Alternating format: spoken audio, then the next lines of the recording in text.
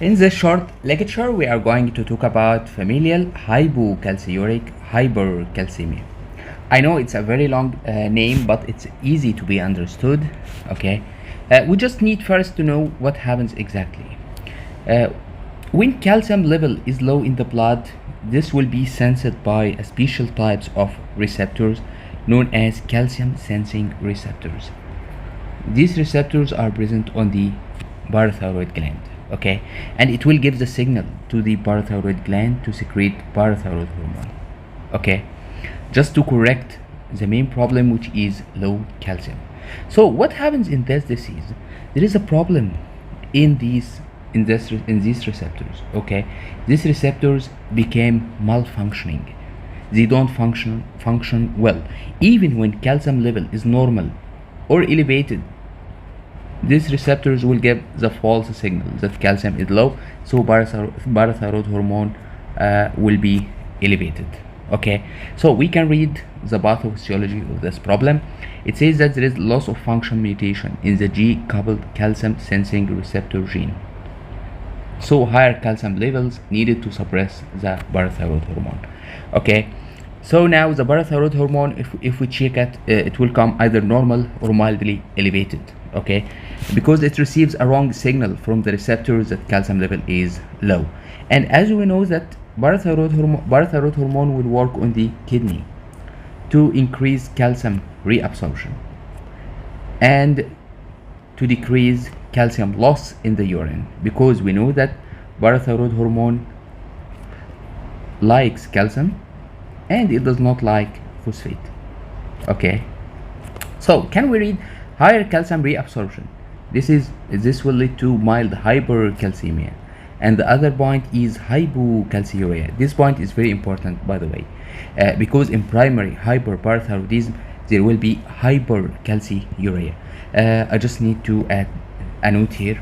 Okay, so usually they ask it in the form of they will give you a patient with elevated calcium level and normal or mildly elevated parathyroid hormone.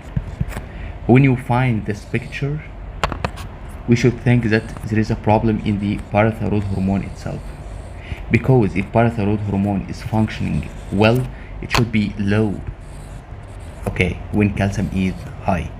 So if they gave you with this question, you should think of either primary hyperparathyroidism or our disease today, which is familial hypocalciuric hypercalcemia.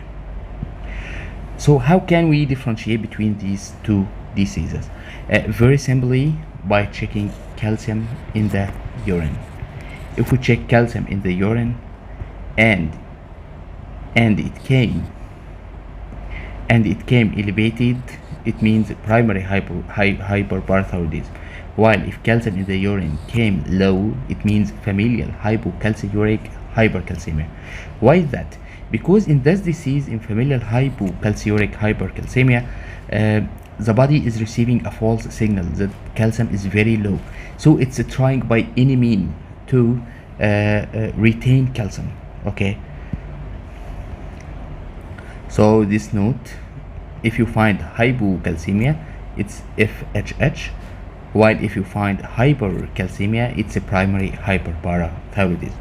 Okay, so clinically these patients are usually asymptomatic. Usually they are discovered during a routine lab checkup. Okay, and the other point, it says that these patients may present with hypocalcemia in neonates of mothers with FHH. Just let me explain this point. See, if a woman who is having this disease became pregnant, okay, as we know that calcium is elevated, okay, here calcium will be transferred to the fetus,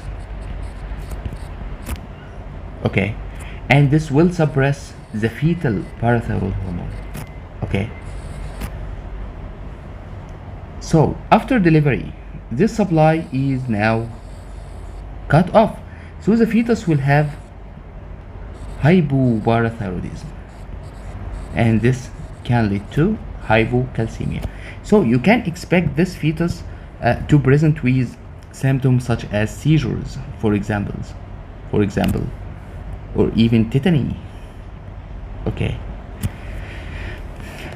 So in this disease, in FHH, the patient does not suffer, but neonates of mothers with this disease will suffer. Okay. So how this disease is treated? As I said, usually this disease is asymptomatic. So if it is asymptomatic, no treatment is needed. While in symptomatic patients, we usually give cinacalcet. And you know why?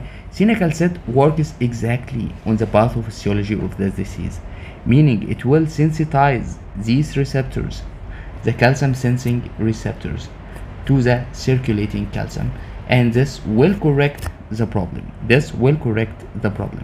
I think I would sensitize wrongly.